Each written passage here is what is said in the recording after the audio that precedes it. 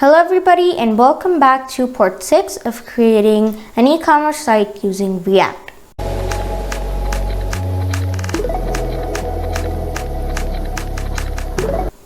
I'm Akshat and this is my YouTube channel where I upload videos about programming and I try to explain it in a very simple manner.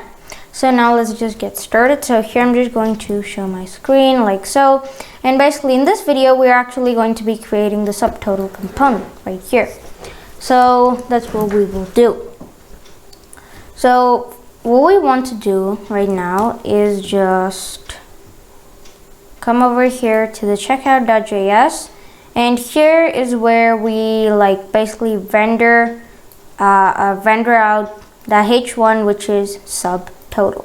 But instead of this h1, what we want is a component which is called subtotal. Boom, there you go, a component that is called subtotal. So let's just do that, and here what we want to do is we just want to create an appropriate file for that.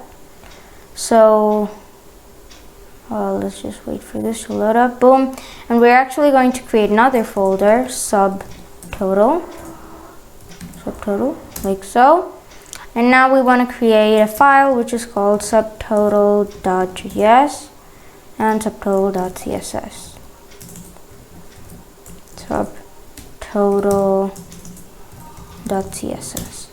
There you go, and we can just minimize that, and okay, good. I'm gonna actually close these down too. So boom, there you go, and now we just want to go over to actually subtotal, and we just want to do underscore RAFCE, which will create the component. Then come here, class name subtotal. Boom, and then import the CSS.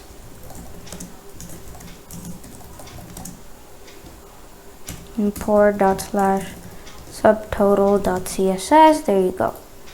And now inside of checkout, first we want to save this, and then inside of checkout what we want to do is just import that. So subtotal right over here doesn't give me the auto import though, so that's sad, but you know, we can just import that right here manually. So subtotal from ./subtotal/subtotal. There you go, save that, and then in here let's do the CSS. So I'm just going to come over here and just paste it in like so. So that's the CSS that we need, and obviously in the JavaScript file we just want this. Boom. So basically this is going to be a library that we will go ahead and install in just some time. And then here, so render text, and then we take in a value, and then this p tag subtotal basket.length, we don't want that for now. What we want to do is just change that up to be like 3 items maybe. And then inside of strong tag we actually have the value, and then small text subtotal gift. So this is basically like a checkbox where you can just say if this order contains a gift. Okay, and then decimal scale 2. And over here, get basket total, what we want to do over here is this is basically like the amount or like the total price basically. So what we want to do is let's just set this to like 1,000 or something. There you go, and then yeah, save that, and obviously it shows us an error because we haven't actually imported the currency format. So Control J hasn't compiled yet, but no problem. So just create another terminal, cd, and then we just want to do npm I currency, actually no, react dash currency dash format like so, and that'll take a while to actually go ahead and install.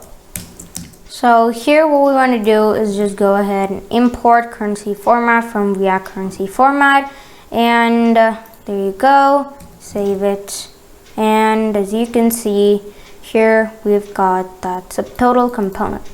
So that's exactly what we want, and now with that being said, that's pretty much it for this video. So in this video, it was actually a pretty short video, but what we did is basically just create the subtotal component. So yeah, thank you guys for watching, and I'll see you guys next time. Goodbye.